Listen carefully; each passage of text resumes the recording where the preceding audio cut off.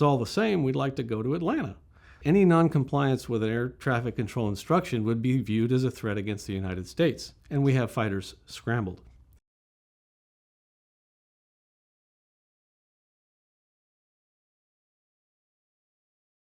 I have a story of when I was flying on September 11th of 2001, and I was a captain of an MD-80, and we were flying from St. Louis, Missouri to LaGuardia in New York, and about halfway through this beautiful flight, in fact, I'm kind of conditioned when everybody says, oh, it's such a beautiful day to fly. It gives me flashback memories of 9/11 because it was one of the clearest mornings, as everybody has heard, how clear blue sky that was and what a crisp, clean day, fall day it was. And I remember that. So halfway to New York, we got a call from air traffic control, and they asked us, have you talked to your company yet? And I look at my co-pilot. We're looking at each other like, no. What's up? Well, New York's closed. Nobody's getting in. Where do you want to go? Like, that's interesting. The weather's great. And typically when no one's getting in, it's because the weather's bad. So we tried to call the company. We couldn't get in. And as we were trying to call the company, air traffic control comes back with a rather frantic transmission for us to turn right heading 180 immediately to avoid traffic that they're not talking to. And this was at flight level 350, and that traffic was United 93. Climbing, descending, flying erratically. They didn't know what that United airliner was going to do. And so we cranked it around into a pretty steep turn for an MD-80, for an airliner at that point. And I correlated it later because in that turn, we got a printer message from our dispatch that says, please return to St. Louis. And there's a timestamp on it. And I looked at the playback of the radar on 9/11 and saw that United 93, where it was at that time, and concluded that's definitely the aircraft that we were given that evasive vector to maneuver. So the hard part was talking to my passengers and explaining to them that there was nothing wrong with the airport or with the airline with our aircraft, but we're returning to St. Louis, and we're not quite sure why. As soon as we get some more information, we'll let you know. And as we progressed on our way to St. Louis, we could tell in the controller's voice that things were getting worse. Something was going wrong, something was a bit off, and finally they announced that they're closing the national airspace system, and they're going to give clearances to every airliner. Please don't reply, just comply. And they started dishing out clearances to start getting everybody on the ground. And I remember they told a Delta flight, they were cleared him to an Air Force base, and I remember the captain of that Delta flight coming back and saying, if it's all the same, we'd like to go to Atlanta. And the chilling words that came next from air traffic control will never escape my mind. And what they said to Delta was that any noncompliance with an air traffic control instruction would be viewed as a threat against the United States, and we have fighters scrambled. And my co-pilot and I got the chills.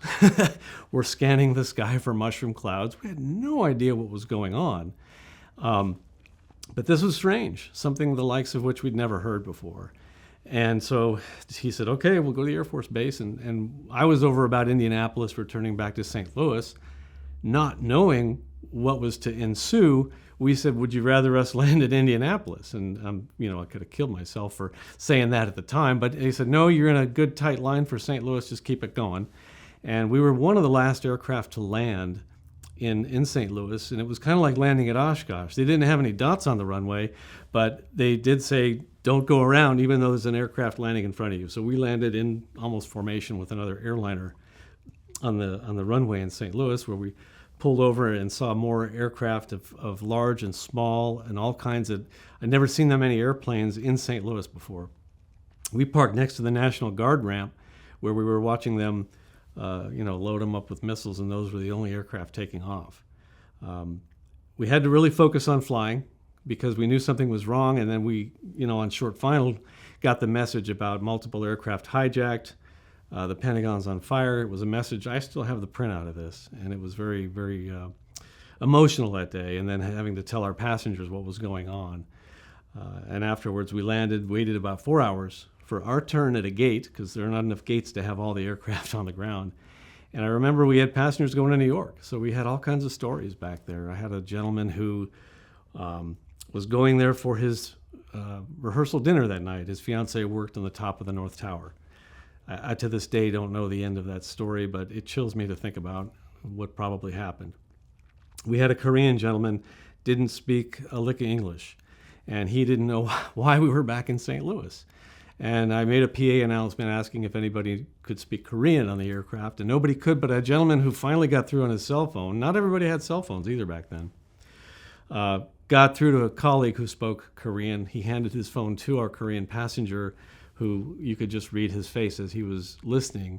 He buckled to his knees and fished for a business card with a Manhattan phone number on it for a dry cleaning business, wondering what happened for his family.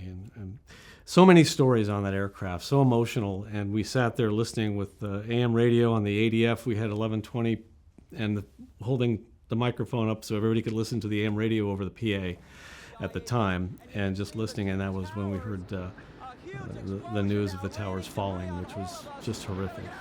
And I couldn't get through to my wife, but I could receive my voicemails on my cell phone. And with each subsequent voicemail from her, got more frantic. One said, "Hey, you're not gonna believe this. A plane just hit the World Trade Center." And then another, "Hey, it was an airliner. Oh my gosh, it was an American." And then, "Oh, it was an airliner, and another one just hit," she said while she was leaving this message. And then she called a friend of mine to find out where LGA Airport was, because I was flying that day. I give her my trips all the time, and she didn't care where I was going. She just cared that I was going. But that one day, she looked at my trip and said, "LGA, where is that?" And she called a friend, and when she learned where that was, the next message was her crying and making sure I'm okay. But it's a day that none of us will ever forget, and it's a day that when I was in the air that day, heard things the likes of which I hope I never hear again.